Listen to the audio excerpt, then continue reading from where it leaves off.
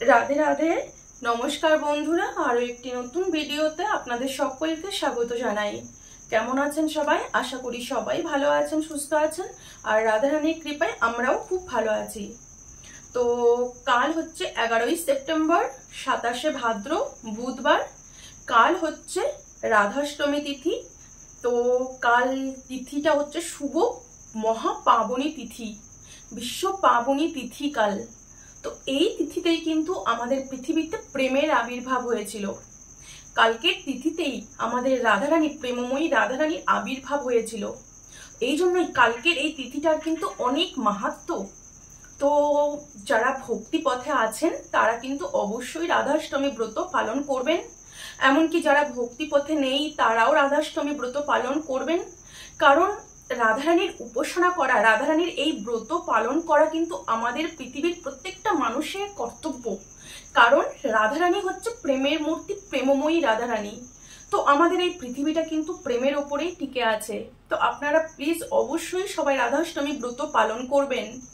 তো অর্ধদিন পর্যন্ত উপবাস আমি অনেক জায়গায় দেখছি, তো অর্ধদিন পর্যন্ত উপবাস সেইটা কিন্তু ব্রত পালন করা হয় না। ব্রত আপনাকে পুরো দিনই একাদশী ব্রত যেভাবে পালন করা হয় সেইভাবেই কিন্তু আপনাকে রাধাষ্টমী ব্রত পালন করতে হবে। আর এই রাধাষ্টমী ব্রত পালন করে আপনারা কিন্তু অবশ্যই রাধারানীর অষ্টোত্তর শতনাম পাঠ করবেন। তো রাধারানীর 108টা শতনাম, যেরকম ভগবান শ্রীকৃষ্ণের 108 শতনাম আছে, তেমনি কিন্তু রাধারানীরও 108 শতনাম আছে। তো রাধাষ্টমী ব্রত পালন করে কিন্তু এই 108 শতনাম অবশ্যই পাঠ করবেন। রাধারানীর এই 108 শতনামের কিন্তু অনেক মাহাত্ম্য। এটা আমরা ভক্তিপথে এসেও আমরা কিন্তু অনেকেই জানি না। যারা ভক্তিপথে নেই তারা তো জানেনই না, কিন্তু যারা ভক্তিপথে আছেন তারাও কিন্তু অনেকে জানেন না। তো এই রাধারানীর অষ্টোত্তর শতনাম পাঠ করলে কি ফল লাভ হয়, এই শতনামের কি মাহাত্ম্য, সেই বিষয় নিয়ে আজকে আমি তোমাদেরকে বলবো। তো আমি চাই যে অষ্টোত্তর শতনামের যে এত মাহাত্ম্য, তো আপনারাও যদি এই অষ্টোত্তর শতনাম পাঠ করেন তাহলে আপনারাও এই অষ্টোত্তর শতনাম পাঠের যে ফল সেটাও আপনারা প্রাপ্তি হবেন। তো এই বিষয় নিয়ে আজকে আমি আপনাদের সাথে আলোচনা করব। তো প্রথমেই বলে নেই, এই অষ্টোত্তর শতনাম শুধু যে রাধাষ্টমীর দিন পালন করব সেটা কিন্তু নয়। আমরা কিন্তু প্রতিদিন নিয়ম করে এই রাধারানীর অষ্টোত্তর শতনাম পাঠ করি। এটা আমাদের বৃন্দাবন ধামে সকলেই পাঠ করেন রাধারানীর 108 শতনাম। তো এই 108 শতনাম যদি আপনি প্রতিদিন পাঠ করেন তার যে ফল আপনি শুনলেও অবাক হয়ে যাবেন। রাধারানীর অষ্টোত্তর শতনামের ফলে এত মাহাত্ম্য, এত ফল, তো সেটা আপনিও প্রাপ্তি হতে পারবেন। তো যারা ভক্তিপথে আছেন, যারা আমরা ভক্তিপথে আছি, তো আমরা ভক্তিপথে কেন আছি? ভগবান শ্রীকৃষ্ণকে লাভ করার জন্য, ভগবান শ্রীকৃষ্ণের মাধুর্য আস্বাদন করার জন্য, আর ভগবান শ্রীকৃষ্ণ রাধারানীকে সেবা করার জন্য। তো আমরা ভগবান শ্রীকৃষ্ণকে কিন্তু এমনি এমনি পেতে পারবো না। যতক্ষণ আমরা রাধারানীর আনুগত্য না নেব, রাধারানীর উপাসনা না করব, ততক্ষণ কিন্তু আমরা ভগবান শ্রীকৃষ্ণকে কখনোই প্রাপ্তি হতে পারবো না। এটা শাস্ত্রের কথা, আর শাস্ত্রের কথাই একমাত্র সত্যি। তো এটার বিরুদ্ধে যদি কেউ তর্ক করতে আসে, আমি কিন্তু তর্কের মধ্যে যাব না একদমই। তো শাস্ত্র যেটা বলেছে সেটাকেই আমি মনে প্রাণে বিশ্বাস করি। শ্রীমদ্ ভাগবত পুরাণে যেটা আছে সেটাই একমাত্র সত্যি। তো অনেকে শাস্ত্র না জেনে অনেক রকম আমার সাথে তর্ক করতে আসে না, আমি কিন্তু কোনো তর্কের সাথে মধ্যে নেই। তো যেটা আমি শাস্ত্রে পেয়েছি, যেটা আমরা করি, সেটাই আমি আপনাদের সাথে শেয়ার করব। তো এই রাধারানীর শতনাম, অষ্টোত্তর শতনাম, 108টা শতনাম পাঠ করলে যে ফল হবে সেটাই এখন আপনাদেরকে বলবো আমি। তো এই রাধারানী হচ্ছে আদ্যা শক্তি। এই ত্রিভুবনের মধ্যে যত শক্তি আছে তার মধ্যে আদ্যা শক্তি, সর্বশ্রেষ্ঠ শক্তি হচ্ছে শ্রী শ্রী রাধারানী। তো আদ্যা শক্তি রাধারানী, তো সেই রাধারানীর উপাসনা কিন্তু আমাদের অবশ্যই আগে করতে হবে। তো এই রাধারানী হচ্ছে প্রেমলক্ষ্মী, আর এই রাধারানী হচ্ছে আমাদের রাধারানী হচ্ছে প্রেমলক্ষ্মী। আর রাধারানী এই একবার যে রাধা নাম উচ্চারণ করবে তার রাশি রাশি পুণ্যের সঞ্চার হয়। রাধা নামের এত শক্তি, রাধা নাম যে একবার মাত্র উচ্চারণ করবে তার রাশি রাশি পুণ্যের সঞ্চার হবে। তো এই রাধার অষ্টোত্তর শতনাম যে নিয়মিত পাঠ করবেন তারও তো আরো অনেক অনেক অনেক গুণ তিনি ফল প্রাপ্ত হবেন। তো এই রাধারানীর অষ্টোত্তর শতনাম পাঠ করলে, যে পাঠ করবেন তারও, আর যে এই অষ্টোত্তর শতনাম পাঠ শ্রবণ করবেন কান দিয়ে, তারা সকলেই ইষ্ট সিদ্ধি লাভ করবেন। যেরকম আমরা ভগবান শ্রীকৃষ্ণকে ভজনা করি, কেন ভজনা করি? ভগবান শ্রীকৃষ্ণকে লাভ করার জন্য। তো ভগবান শ্রীকৃষ্ণ হচ্ছে আর রাধারানী হচ্ছে আমাদের ইষ্টদেব। তো যারা ইষ্ট প্রাপ্তি, ইষ্ট লাভ করতে ইচ্ছুক, যারা ভগবান শ্রীকৃষ্ণকে পেতে ইচ্ছুক, দর্শন করতে ইচ্ছুক, ভগবান শ্রীকৃষ্ণের মাধুর্য আস্বাদন করতে ইচ্ছুক, তারা যদি নিয়মিত রাধারানীর অষ্টোত্তর শতনাম পাঠ করেন তো তারা অবশ্যই ইষ্ট সিদ্ধি প্রাপ্তি হবেন। তো এটা শাস্ত্রে পরিষ্কার বলা আছে যে রাধানাম শতাষ্টক পড়িলে শুনিলে ইষ্ট সিদ্ধি হয় তার সেই পুণ্য ফলে। তো রাধারানীর অষ্টোত্তর শতনাম পাঠ করলে যে পুণ্য হয়, সেই পুণ্য ফলে তিনি ইষ্ট সিদ্ধি লাভ করবেন। আর মন্ত্র সিদ্ধি, জপ সিদ্ধি, সর্বসিদ্ধি হয়। এই রাধারানীর শতনাম পাঠ করলে মন্ত্র সিদ্ধি হবে, ইষ্ট সিদ্ধি হবে, আর জপ সিদ্ধি হবে। তো এই রাধারানীর অষ্টোত্তর শতনামের এত শক্তি, এত মাহাত্ম্য। এই অষ্টোত্তর শতনাম পাঠ করলেন তার ইষ্ট সিদ্ধি, জপ সিদ্ধি, সর্বসিদ্ধি হবে তার। তো শাস্ত্রের কথাই যেহেতু সত্যি, তো এগুলো সব সত্যি। এই বিষয় নিয়ে কেউ তর্ক করতে আসবেন না।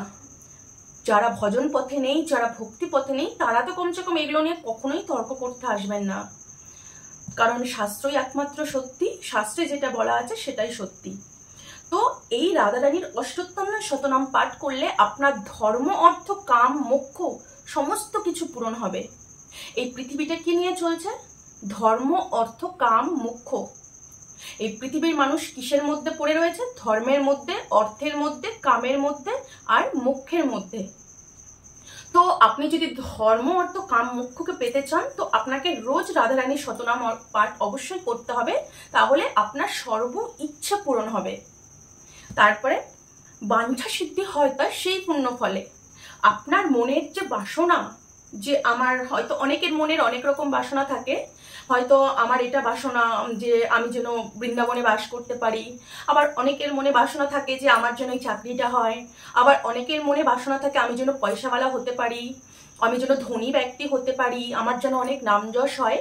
তো যার যেটা মনের বাসনা, আপনি যদি রাধারানীর অষ্টোত্তর শতনাম রোজ পাঠ করেন, রেগুলার পাঠ করেন, তো আপনার এই মনের বাসনা অবশ্যই পূরণ হবে, এটাতে কোনো সন্দেহ নেই। কিন্তু আপনাকে নিয়ম করে রেগুলার পাঠ করতে হবে, আর এই কথাতে বিশ্বাস রাখতে হবে।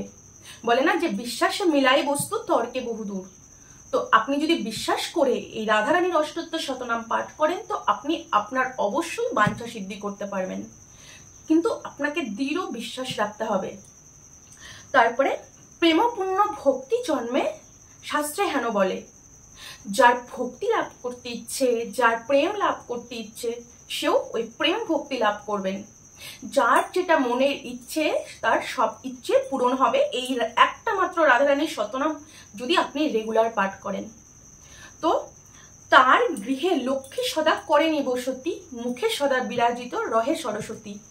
এই রাধারানীর অষ্টোত্তর শতনাম যদি আপনি পাঠ করতে পারেন তাহলে আপনার গৃহে লক্ষ্মী সর্বদাই বিরাজ করবে।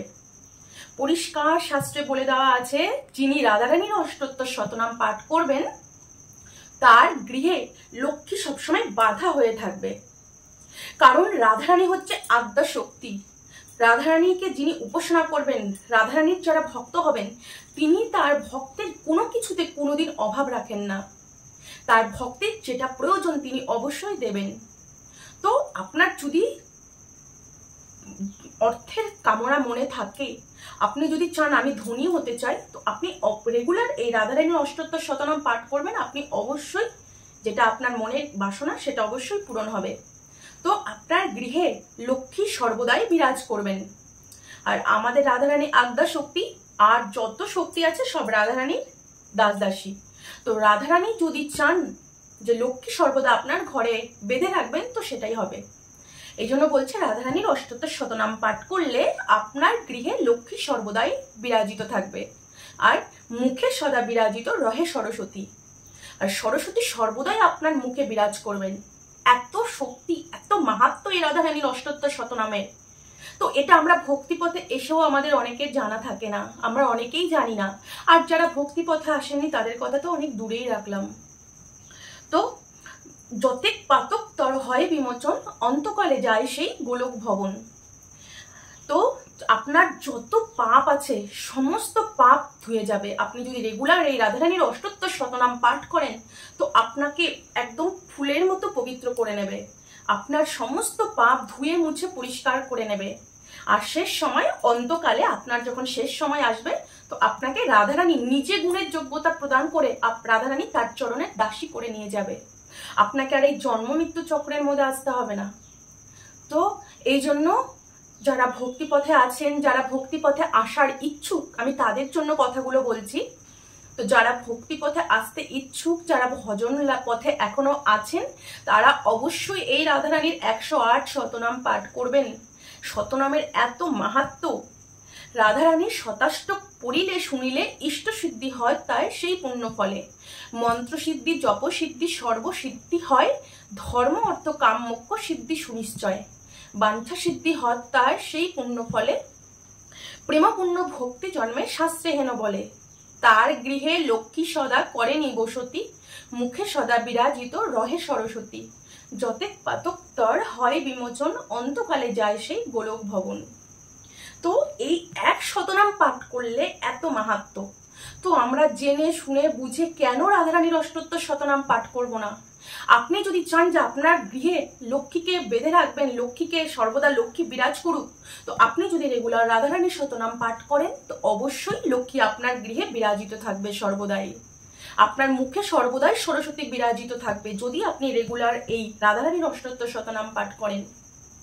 তো রাধারানীর অষ্টোত্তর শতনামের এত মাহাত্ম্য রয়েছে। আর এই শতনাম পাঠ করেই যারা ভগবানকে লাভ করতে ইচ্ছুক, যারা রাধারানীকে লাভ করতে ইচ্ছুক, তারাও ভগবান শ্রীকৃষ্ণকে রাধারানীকে প্রাপ্তি হতে পারবেন। এটা শাস্ত্রের প্রমাণ রয়েছে। বিশ্বাস করতে হবে আপনাকে মনে প্রাণে। এই বিশ্বাসেই মিলাই বস্তু, তর্ক থেকে বহু দূরে। তর্কের মধ্যে তো একদমই যাব না, কারণ তর্কের মধ্যে কখনো ভগবানকে পাওয়া যায় না, ভগবানকে সবসময় বিশ্বাসে পাওয়া যায়। এই জন্য আমরা শাস্ত্রের কথা যেটা বলা আছে, শ্রীমদ্ ভাগবত পুরাণে যেটা বলা আছে, সেই কথাটাকে মেনে মনে প্রাণে বিশ্বাস করে সেটাতেই দৃঢ় শ্রদ্ধা স্থাপন করে আমাদেরকে আগে বাড়তে হবে ভক্তিপথে। তো এই রাধারানীর শতনাম অষ্টক পাঠ করেই কিন্তু ভগবান শ্রীকৃষ্ণকে লাভ করা যায়। তার প্রমাণও শাস্ত্রে রয়েছে।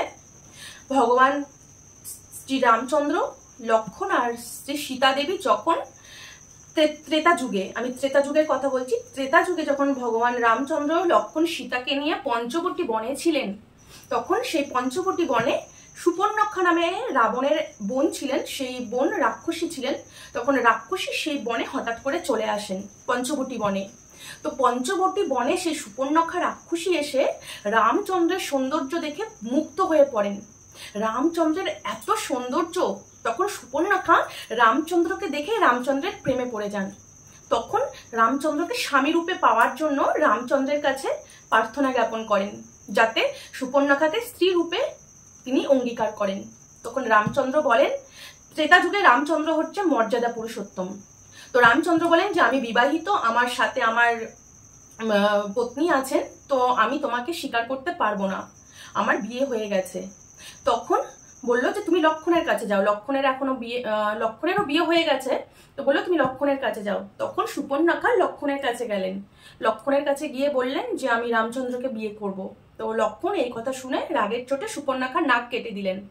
নাক কাটার পরে তখন সুপর্ণখা কাঁদতে কাঁদতে গিয়ে ওনার দাদা যে রাবণ ছিলেন, রাবণের কাছে গেলেন। তখন রাবণকে সব কথা খুলে বললেন। রাবণ তো রাগের চোটে সীতাকে হরণ করে নিয়ে গেলেন। হরণ করে নিয়ে যাওয়ার পর প্রচন্ড ভয়ানক যুদ্ধ হলো। যুদ্ধে তো রাবণ মারা গেল, রামচন্দ্র সীতাকে নিয়ে আবার অযোধ্যায় ফিরে এলেন। তো যাই হোক, ফিরে আসার পর তখন সুপর্ণখা যে ছিলেন রাবণের বোন, তখন সুপর্ণখা ঘোর তপস্যায় মগ্ন হলেন। কি তপস্যা? যে রামচন্দ্রকে আমার স্বামী রূপে চাই। এই জন্মে তো হলো না, পরের জন্মে যদি রামচন্দ্রকে স্বামী রূপে চাই, তো সেই রামচন্দ্রকে স্বামী রূপে পাওয়ার জন্য সুপর্ণখা তপস্যায় বসলেন। এত ঘোর তপস্যা শুরু করলেন। তো তপস্যা করতে করতে তো সুপর্ণখা ব্রহ্মার তপস্যা করতে শুরু করলেন। প্রজাপতি যে ব্রহ্মা ছিলেন সেই ব্রহ্মার তপস্যা করতে লাগলেন। তপস্যা করতে করতে এক যুগ হয়ে গেল। তখন ব্রহ্মা নারদকে পাঠালেন। নারদ মুনি ছিলেন, সেই নারদ মুনিকে বললেন তুমি এখন সুপর্ণাখার কাছে যাও। সুপর্ণাখা তো তপস্যা করছে, কিন্তু যতক্ষণ পর্যন্ত রাধারানীর আনুগত্য না নেবে, রাধারানীর উপাসনা না করবে, ততক্ষণ পর্যন্ত কিন্তু সুপর্ণাখা কখনোই রামচন্দ্রকে পতিরূপে প্রাপ্ত হতে পারবেন না। কারণ ভগবান শ্রীকৃষ্ণই তো সত্য যুগে নারায়ণ ছিলেন, ত্রেতা যুগে রামচন্দ্র, দাপর যুগে ভগবান শ্রীকৃষ্ণ হলেন। তো সেই রামচন্দ্রকে প্রতিরূপে পাওয়ার জন্য তো তাকে রাধারানীর আনুগত্য নিতে হবে, রাধারানীর উপাসনা করতে হবে। তখন নারদ মুনি, ব্রহ্মার কথা মতো নারদ মুনি সুপর্ণাখার কাছে এলেন। এসে সুপর্ণাখাকে রাধা মন্ত্র দিলেন, রাধা মন্ত্র দিলেন। আর এই রাধারানীর অষ্টোত্তর শতনাম, যে 108 শতনাম আছে, সেটা দিলেন সুপর্ণাখাকে। আর বললেন তুমি এখন থেকে এই রাধা মন্ত্র জপ করবে আর এই রাধারানীর অষ্টোত্তর শতনাম পাঠ করবে, তুমি যদি রামচন্দ্রকে প্রতিরূপে প্রাপ্ত হতে চাও। তো এটা রাধারানী শতনাম পাঠ করলে বলাই আছে তার সর্বসিদ্ধি হবে। তখন সুপর্ণাখা নিষ্ঠা সহকারে ওই রাধারানীর উপাসনা করতে লাগলেন। এই রাধারানীর অষ্টোত্তর শতনাম প্রতিদিন পাঠ করতে লাগলেন। পাঠ করতে করতে তারপরে যোগ বলে এই দেহটাকে ছেড়ে, সুপর্ণাখার যে রাক্ষসীর দেহ ছিল সেই রাক্ষসীর দেহটাকে ছেড়ে তিনি দাপর যুগে এসে কুব্জা রূপ নিলেন। আমরা শুনেছি, যারা শ্রীমদ্ ভাগবত পুরাণ পুরোটা অধ্যয়ন করেছেন তারা হয়তো জানেন। তখন সুপর্ণাখার বেশ কুব্জা রূপে জন্ম নিলেন। কুব্জা রূপে জন্ম নিলেন ভগবান রামচন্দ্রকে প্রতিরূপে পাওয়ার জন্য। তখন শ্রীকৃষ্ণ যখন বৃন্দাবন থেকে মথুরায় গেলেন কংসকে বধ করার জন্য, তখন সেই কংসকে বধ করার জন্য মথুরায় গিয়ে সেখানে গিয়ে কুব্জার সাথে ভগবান শ্রীকৃষ্ণের মিলন হয়েছিল। কারণ ভগবান শ্রীকৃষ্ণ দাপরে এসে যে ভক্ত ভগবানকে যে রূপে প্রাপ্ত হতে চান, তখন সে সেই রূপেই প্রাপ্ত হয়েছেন। কেউ তপস্যা করে ভগবান শ্রীকৃষ্ণকে ছেলে রূপে পাওয়ার জন্য, আবার কেউ ভগবানকে তপস্যা করে তাকে পতিরূপে পাওয়ার জন্য, আবার কেউ তপস্যা করে প্রেমিক রূপে পাওয়ার জন্য। কারণ ভগবান শ্রীকৃষ্ণকে যে যে রূপে প্রাপ্ত হতে চান তিনি সেই রূপে প্রাপ্ত হতে পারবেন। তার জন্য রাধারানীর উপাসনা চাই। কারণ প্রেম না হলে ভগবান শ্রীকৃষ্ণ কখনোই কারো বশ হবেন না। এই জন্য আগে আমাদেরকে রাধারানীর উপাসনা করতে হবে। সুপর্ণাখারও তেমনি, সুপর্ণাখা রাক্ষসী হয়ে রাধারানীর উপাসনা করার পর কিন্তু তিনি গিয়ে রামচন্দ্রকে প্রতিরূপে পেলেন দাপর যুগে। তিনি কুব্জা হয়ে জন্ম নিলেন। কুব্জা হয়ে জন্ম নেওয়ার পর সেখানে যখন ভগবান শ্রীকৃষ্ণ বৃন্দাবন থেকে মথুরায় গেলেন, সেখানে গিয়ে কুব্জার সাথে ভগবান শ্রীকৃষ্ণের মিলন হয়েছিল। এই হচ্ছে রাধারানী অষ্টোত্তর শতনামের মাহাত্ম্য। তো এত মাহাত্ম্যপূর্ণ রাধারানীর অষ্টোত্তর শতনাম তো আমরা জেনে শুনে কেন পাঠ করব না? যে অষ্টোত্তর শতনাম পাঠ করার ফলে আমার সমস্ত বাসনা পূর্ণ হবে। তো বন্ধুরা, আমি একটা কথা বলে নেই, এটা আমার জীবনে হয়েছে। এই রাধারানীর অষ্টোত্তর শতনাম কিন্তু আমি রেগুলার পাঠ করি। তো এটা পাঠ করতে করতে আমি যেটা মনের বাসনা করেছি সেই বাসনা কিন্তু আমার একদম পয়েন্টে পয়েন্টে ঠিক হয়েছে। সমস্ত বাসনা আমার পূরণ হয়েছে এই শতনাম পাঠ করার ফলে। এটা হয়তো অনেকেই বিশ্বাস করতে চাইবেন না। তো আমার যে এই শতনাম পাঠ করার ফলে কতটা বাসনা পূর্ণ হয়েছে সেটা শুধু আমি জানি। আমি তর্কের মধ্যে, আমি আগেও বলেছি, তর্কের মধ্যে আমি যেতে চাই না। তো এই রাধারানীর অষ্টোত্তর শতনাম পাঠ করার ফলে ভক্তের কোনো জিনিসের অভাব হয় না। ভক্ত যেটা বাসনা করেন ভক্তের সে বাসনাই পূর্ণ হয়। শুধু বিশ্বাসটাকে দৃঢ় করে রাখতে হবে। তো বন্ধুরা, আজকে হচ্ছে এই আলোচনা। তো যারা ভক্তি পথে আছেন আর যারা ভক্তি পথে আসতে ইচ্ছুক, এখনো আসেননি, হয়তো আসতে চান, তারা অবশ্যই রাধারানীর শতনাম পাঠ করবেন, রাধাষ্টমী তিথি পালন করবেন। আর কালকে রাধাষ্টমী তিথি পালন করে এই রাধারানীর অষ্টোত্তর শতনাম পাঠ করবেন। তো এই তিথির যে মাহাত্ম্য সেটাও আমি তোমাদেরকে ক্লিয়ার করে বলে দিলাম। এই রাধাষ্টক পাঠ করলে আপনি কি ফল প্রাপ্ত হবেন। তো এত মাহাত্ম্যপূর্ণ এই রাধারানীর অষ্টোত্তর শতনাম, তো জেনে শুনে আমরা কেন পাঠ করব না? এই জন্য আমাদের এই পৃথিবীর আমাদের সকল মানুষকে শ্রদ্ধা সহকারে, দৃঢ় ভক্তি সহকারে রাধারানীর উপাসনা কিন্তু আগে করতে হবে। আমাদের ভগবান শ্রীকৃষ্ণর থেকেও রাধারানী আগে। কারণ ভগবান শ্রীকৃষ্ণকে নিয়ে আমি কি করব? তাকে নিয়েও তো আস্বাদন করতে পারবো না, তার মাধুর্য আস্বাদন করতে পারবো না যতক্ষণ আমার প্রেম না হবে। তো আমার প্রেমই তো সেই শ্রী রাধারানী। তো এই জন্য আমাদেরকে রাধারানী আগে চাই। বলে না, রাধে রাধে শ্যাম মিলা দে, রাধে কে বিনা শ্যাম কখনোই মিলবে না। এই জন্য রাধারানীকে আগে চাই আমাদের। আমাদের রাধারানী হচ্ছে জীবনের জীবন। সেই রাধা ছাড়া কিন্তু আমাদের কোনো গতি নেই। এই জন্য আমাদেরকে রাধারানীকে চাই। এই জন্য রাধারানীর এই ব্রত, এই রাধাষ্টমী তিথি অবশ্যই পালন করবেন।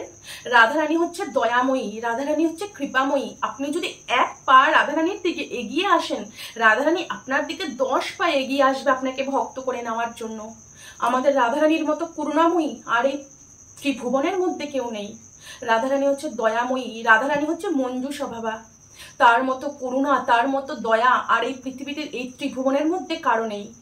এই জন্য বন্ধুরা অবশ্যই রাধাষ্টমী তিথি পালন করবেন। আর রাধাষ্টমী তিথি পালন করে এই রাধারানীর শ্রবণ কীর্তন, নাম গান করবেন, রাধারানীর শতনাম পাঠ করবেন। তাহলে আপনি ধন্যাতি ধন্য। আপনার মতো ধন্য আর এই ত্রিভুবনে কেউ হবে না, যদি আপনি রাধারানীর উপাসনা করতে পারেন, রাধারানীর নাম শ্রবণ কীর্তন করতে পারেন। তো আমাদের এই বৃন্দাবনের রাধাকুণ্ডের রাধা ছাড়া কিন্তু কেউ কিছু বোঝে না। এটা হচ্ছে রাধারানীর ধাম। এই বৃন্দাবন, এই বর্ষানা, এই নন্দগাঁও, এই রাবেল, এই ব্রজধামের প্রতিটা ক্ষেত্রে শুধু রাধা আর রাধা। রাধা ছাড়া কেউ কিন্তু কিছু বোঝে না। এটা হচ্ছে রাধারানীর রাজ্য। তো আগে রাধারানীকে, ভগবান শ্রীকৃষ্ণকে পেতে গেলে আগে রাধারানীকে পেতে হবে। এই জন্য আপনারা সকলেই রাধাষ্টমী ব্রত পালন করবেন। আমরা একাদশী ব্রত যেভাবে পালন করি ঠিক সেইভাবেই রাধাষ্টমী ব্রত আমাদেরকে পালন করতে হবে। অর্ধদিন উপবাস কিন্তু সেটা ব্রত করা হয় না, রাধাষ্টমী তিথি পালন করা হয় না। তো আপনাকে রাধাষ্টমী তিথি পালন করতে হলে আপনাকে পুরো দিনটাই ব্রত রাখতে হবে। আপনি ব্রত রেখে ফলমূল প্রসাদ পেতে পারবেন, প্রসাদ পাওয়ার ব্যবস্থাও আছে। আমি এর আগেও ভিডিও দিয়েছি, আমার ভিডিওতে বলা আছে। তো আপনি সেইভাবে রাধাষ্টমী ব্রত পালন করবেন। আর এই রাধাষ্টমী ব্রত পালন করলে আপনাকে রাধারানী, আপনার প্রতি রাধারানী এত প্রসন্ন হবেন, আপনাকে কোথায় স্থান দেবে রাধারানী চিন্তা করতে থাকবে। আমাদের রাধারানী হচ্ছে করুণাময়ী। যে ভক্ত তাকে একটুখানি ডাকতে পারবে, রাধারানী তার থেকে 10 পা এগিয়ে আসবে তাকে ভক্ত করে নেওয়ার জন্য। এই জন্য আপনাদের কাছে হাত জোর করে অনুরোধ, আপনারা সবাই রাধাষ্টমী ব্রত পালন করবেন, রাধারানীর কাছে প্রার্থনা করবেন, রাধারানীর এই শতনাম পাঠ করবেন। তো আপনাকে রাধারানী আপনার সর্ববাসনা, সর্ববাঞ্ছা পূর্ণ করবে। রাধারানী, রাধারানী হচ্ছে আদ্যা শক্তি, তার সব ক্ষমতা রয়েছে। তিনি সর্বক্ষমতা, তার সর্বযোগ্যতা রয়েছে, তার সর্বক্ষমতা রয়েছে। আপনাকে আপনার বাঞ্ছা সিদ্ধ করবে রাধারানী। এই জন্য রাধারানীর উপাসনা করবেন, রাধারানীর ব্রত পালন করবেন। তো এই রাধারানীর অষ্টোত্তর শতনাম যে এই গ্রন্থটা, এটা কিন্তু বাংলায় হয়তো পাবেন না। এই রাধারানীর অষ্টোত্তর শতনাম আপনাকে নিতে গেলে আপনাকে বৃন্দাবন ধাম থেকেই নিতে হবে। বৃন্দাবন ধামের মধ্যে রাধাকুণ্ড থেকে আপনাকে নিতে হবে। তো আপনারা যদি কোনোদিন রাধাকুণ্ডে আসেন, তো রাধাকুণ্ডে এলে এই রাধারানীর 108 শতনামটা আগে কিনবেন। তো এই বৃন্দাবন ছাড়া অন্য কোথাও হয়তো পাওয়া যায় না। তো এই বৃন্দাবন এলে এখান থেকেই নিয়ে যাবেন রাধারানীর শতনাম। তো এই শতনাম পাঠ করবেন প্রতিদিন নিয়ম করে, দেখবেন আপনার বাসনা সব পূরণ হবে। এটা শাস্ত্রে বলা আছে, আর শাস্ত্রের কথাই সত্যি, এটা আমরা মনে প্রাণে বিশ্বাস করি। আর আপনি যদি বিশ্বাস করেন তবেই কিন্তু আপনার ফল হবে। আর আপনি যদি তর্কের মধ্যে যান তাহলে কিন্তু আপনি ফল পাবেন না। তো যাই হোক, আজকের ভিডিওটা আমি এখানেই শেষ করছি। আর হ্যাঁ, আমার রাধাষ্টমী ব্লগ, আমি যে রাধাষ্টমীতে কিভাবে রাধারানীর সেবা পুজো করব সেই ব্লগ হয়তো কালকে আসবে। কালকে রাধাষ্টমী তিথি, কাল সারাদিন আমার রাধারানীর অভিষেক করানো, রাধারানীর ভোগ লাগানো। এবার আমাদের রাধাকুণ্ডে রাধাষ্টমী তিথি পালন করা হয়, তো আমরা রাধাকুণ্ডও দর্শনে যাব। তো সব মিলিয়ে একটা ব্লগ করব। তো ব্লগটা হয়তো কালকে হয়তো দিতে পারবো না, পরশুদিন আমার রাধাষ্টমীর ব্লগ আসবে। তো আজকের মতো আমি ভিডিওটা এখানেই শেষ করছি। সবাই ভালো থাকবেন, সবাই সুস্থ থাকবেন, রাধারানী সকলের প্রার্থনা পূরণ করবেন, সকলের বাসনা পূরণ করবেন, এটাই আমি রাধারানীর কাছে প্রার্থনা করি। সকলেই বৃন্দাবন ধাম দর্শনে আসবেন, সকলেই ভালো থাকবেন, সুস্থ থাকবেন। আজকের মতো এখানেই শেষ করছি। রাধে রাধে।